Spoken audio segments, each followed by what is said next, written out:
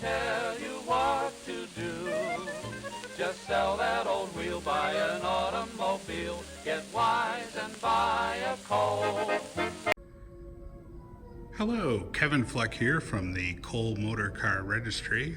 I'm here at the Gilmore Car Museum, and today we're going to take a deeper look at one of the cars that's on display.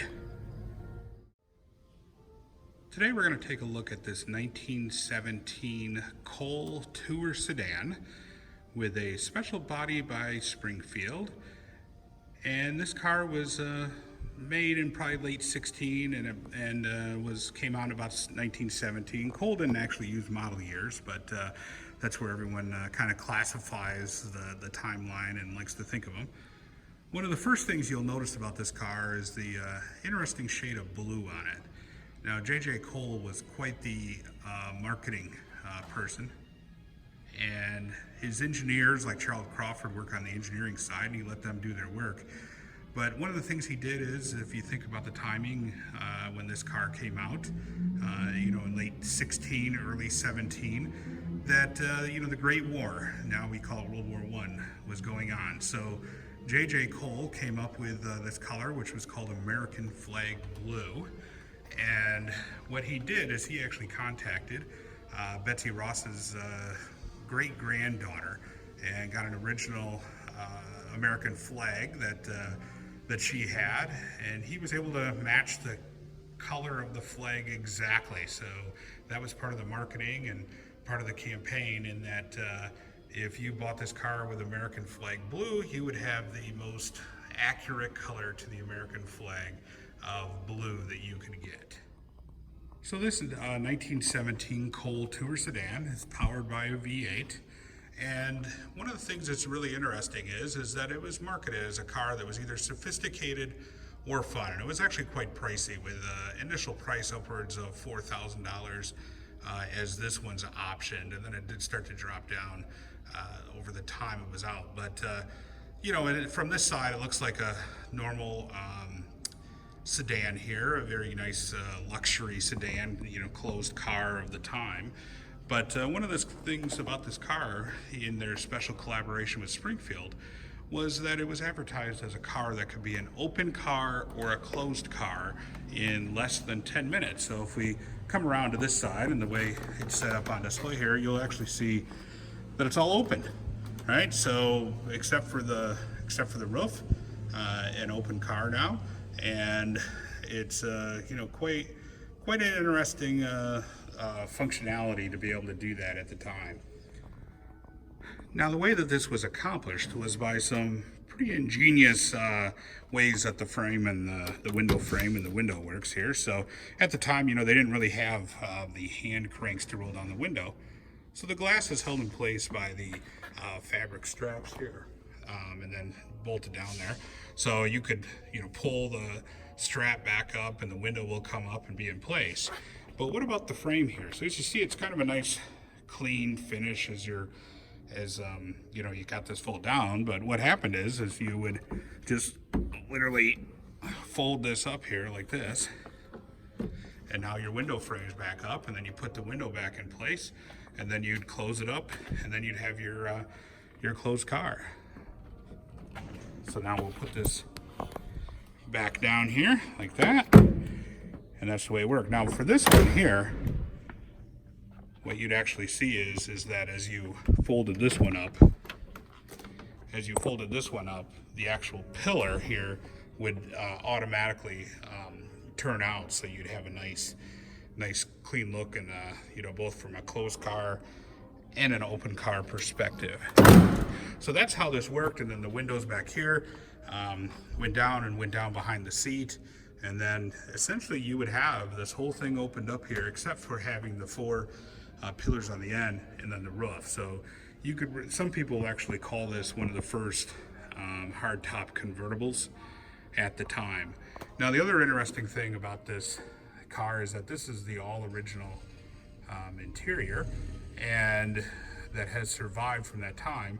And this was also the upgraded interior. The standard one was more of a mohair type of velvet finish, and this one's tapestry, and it has survived and pretty good shape.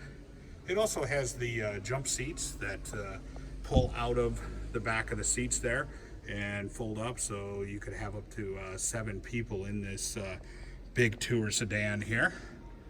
There's a look steering wheel and the dashboard and everything here. The front seats were actually separated, which is interesting look for the time. And you can see over there the pillars are up, so that's the look when you see have it as a closed car there. But fantastic styling between and collaboration between Cole and Springfield to pull this off. Now, when they launched this and completed this, Springfield did actually sell some of these bodies to other automakers as well, through probably about 1918 or so.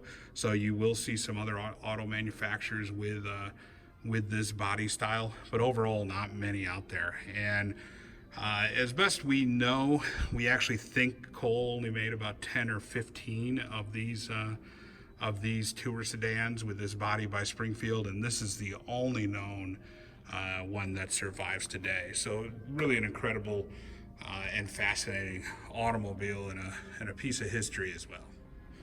Now I had the engine compartment opened up here, so we can take a look at this big powerful V8 here.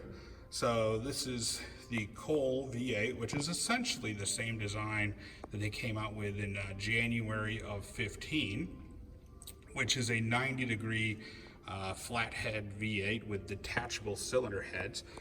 The one difference, and one of the things they learned at the time in 15, they actually had the radiator coolant going right up front to each one of the heads there, which means you couldn't switch the heads around and cause some leaking in some other designs. So they learned that in 15, and then in 16, Cole standardized on only the V8 model. So this is the only engine you can get. It's about 346.3 cubic inches and provided about 75 horsepower or so, which is a pretty good engine for late 16, early 17. Now this one's actually been converted to an electric fuel pump, but over there they would have had a Stewart vacuum tank at the time. Carburetors there in the center. Between there, you got the Delco electrical system and distributor, and really very nice engine. Those are your primer cups for putting in fuel.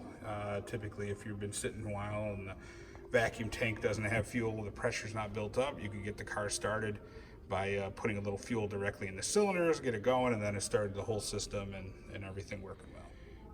So there you have it. That's the 1917 Cole Tour Sedan. Again, a really interesting car. Very fancy. If you were driving down the road and this back in the day, you were definitely living very well and having a good lifestyle. Where you could go from closed to open in less than 10 minutes. So thank you for joining myself and the Cole Motor Car Registry today, and you should really come to the Gilmore Car Museum to check out this wonderful Cole exhibit that's running through the end of October, because it's a rare opportunity to see these cars in person and check them out yourself. Thank you. Ask me to be true, I'll tell you what to do. Just sell that old wheel, buy an automobile, get wise and buy a Cole.